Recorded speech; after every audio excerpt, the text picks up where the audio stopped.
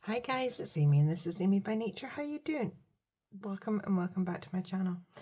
Today is Thursday guys, the sun is shining and it is time for our scratch offs and our story time. So we're starting off with our scratch offs, which we have £25 that we're going to be playing with. Ignore the noise in the background guys, it's just my dishwasher. So we are playing our scratch offs and we're ignoring our no IOUs because we put into that last week and we don't, it should be fine to leave it because I think we've got about 20 in there, so that is all good. I hope you've all had a good week so far. We are going to roll and see what we are going, where we're going to scratch off to. So I'm going to need a dice, if you just bear with me, because I'm so organised. There we go, there's our dice. And we're going to roll and see where we're going. So 3, so we're going to go 1, 2, 3. And this is one of mine, this is the Fellowship Begins. This is one of my Lord of the Rings inspired challenges. And I don't know where my hoover is. Oh, here it is. So we're going to put 5 into here. So we've got 2, 4, 5. And in total, so far, we have got,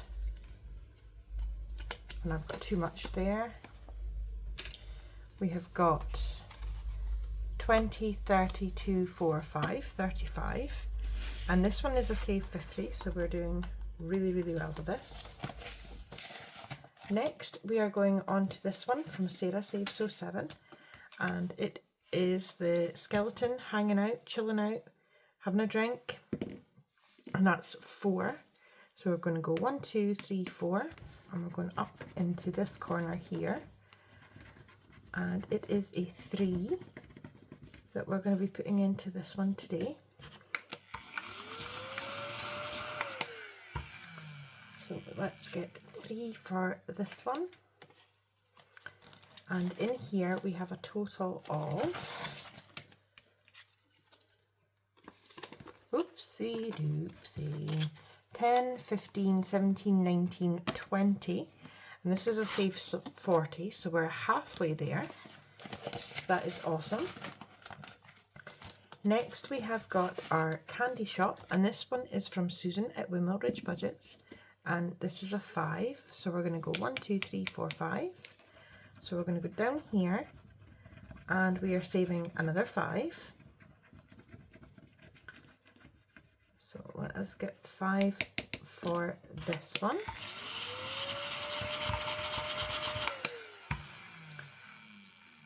So we've got 2, 4, 5. There we go. It's 5 in here, which will give us a total of 10, 15, 17, 19, 21, 22. This one is a save 65, so we've got a ways away to go. And then next we have got this one from Homemaking with Heather, and we've only got 2 of the scratch offs left. We've got 1, 2, 3, 4, 5. So we're going to go up here, and this one is a 5 also. This seems to be the number of choice today.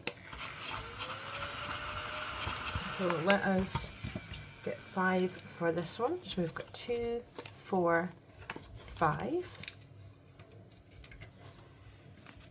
And in here we have a total of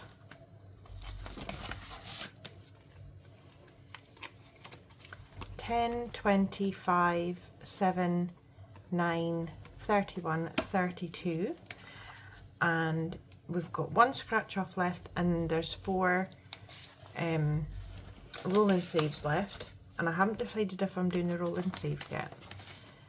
Our next one is this happy birthday one from Judy at Save with Judy, and we're going to go 1, 2, and we're going to scratch this one off here, and it is a 3.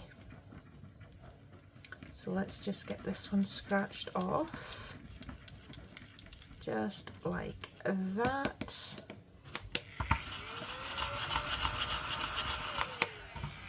And we've got a wee bit there. So we've got 3 going in here. So we've got 2 and 3. So in total, we have got 10, 15, 17, 18 altogether in our happy birthday from Save with Judy. And then we've got this one from Eva at Budget Your Life. This was a new one put in last week. So we've not actually started this one yet. And this one is, I got so much procrastinating done today. And it is 1. So we're just going to start right up here. And we are saving 2 today.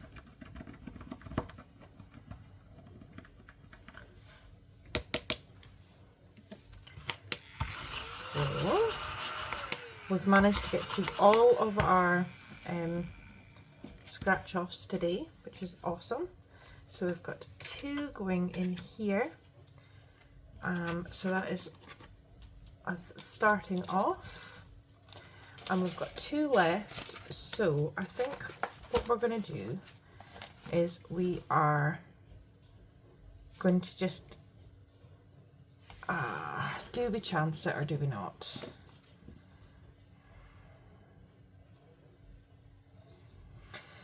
I think we're just going to leave it.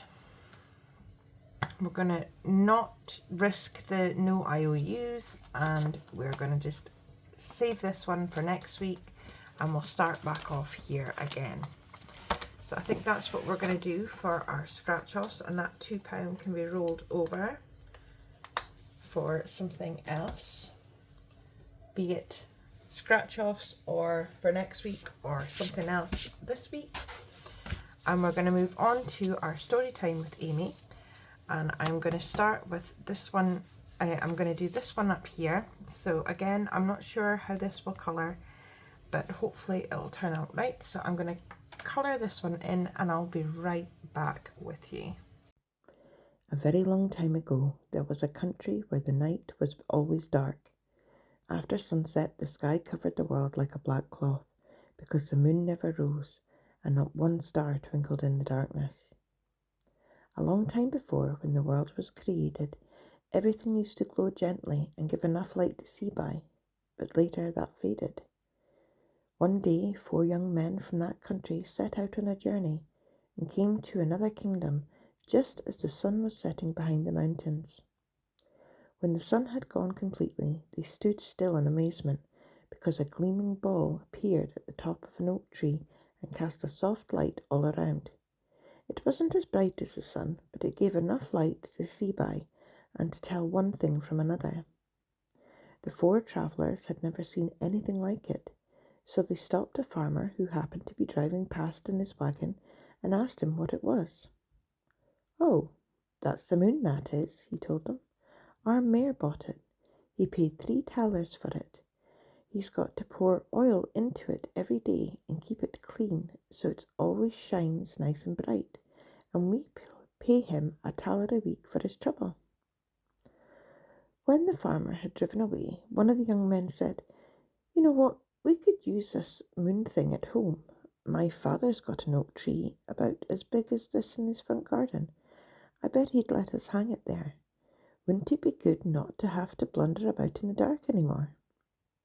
"That's a good idea," said the second. "Let's get hold of a wagon and a horse and carry this moon away. They can always buy another." "I'm a good climber," said the third. "I'll go up and get it." The 4th one fetched a wagon and horses, and the 3rd one climbed the tree, drilled a hole in the moon, passed a rope through it and hauled it down. When they had the glowing ball safely in the wagon, they covered it with a tarpaulin so that no one could see what they'd done, and then they set off homewards. Back in their own country, they hung the moon on a tall oak tree. Everyone was delighted when this new lamp cast its light over all the fields and shone through every window. Even the dwarfs came out of their mountain caves to have a look at it, and the little elves in their red jackets came out to the meadows and danced in the moonlight. The 4 friends looked after the moon. They kept it clean, they trimmed the wick, and they made sure it was always full of oil. They were paid $1 a week by the public subscription. And so it went on till they grew old. One day, one of them felt his death was near, so he sent for the lawyer and changed his will, saying that as a quarter of the moon was his, it should go into the grave with him. Accordingly, when he died, the mayor of the town climbed a tree and cut off a quarter of the moon with his secateurs, and it was placed in the coffin. The light from the rest of the moon was a little dimmer, but people could still see their way around. When the second one died, another quarter of the moon was buried with him, and the light grew dimmer still. The same thing happened with the third, and after the fourth died and was buried, there was no light at all.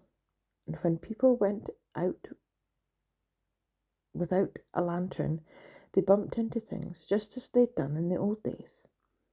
When the 4 parts of the moon were together in the underworld, where it had always been dark, the dead became restless and woke up from their sleep. They were astonished at being able to see again. The moonlight was quite bright enough for them, because their eyes had been closed for so long that the sun would have been too bright. They cheered up no end, got out of their graves and began to have a high old time. They played cards, they danced, they went to the taverns and got drunk, they quarrelled and fought and raised their sticks and walloped one another, and the row they made got louder and louder until it reached all the way to heaven. St. Peter, who guards the gate up there, thought a revolution was breaking out, and he called all the heavenly host together to repel the devil and his infernal crew. However, when the devil didn't turn up, he got on his holy horse and rode down to the underworld to see what was going on. "Lie down, you brutes," he roared. "Back in your graves, every one of you. You're dead, and don't you forget it." Then he saw what the problem was. The moon had reassembled itself, and no one could sleep. So he unhooked it, took it up to heaven, and hung it up there where no one could reach. Since then, it shines over every country, no matter where it is, and St. Peter takes a bit away at a time until there's hardly any left, and puts them back together again over a course of a month to remind people who's boss. He doesn't take the cut-off bits down to the underworld, though. He's got a special cupboard to put them in. It's just as dark down among the dead as it ever was. Okay guys, there we have it. That is our colouring time with story time with Amy, and I hope you enjoyed the story today. And we're putting £5 in here, which means we have a total of 10 now in our story time with Amy. So that is it for today, guys. Thank you so much for coming along and spending some time with me. I really appreciate every single one of you coming along and participating, whether you're just listening or you're colouring in with me for story time with Amy. Please like, comment, subscribe and share, and until I see you guys again, take care. Bye.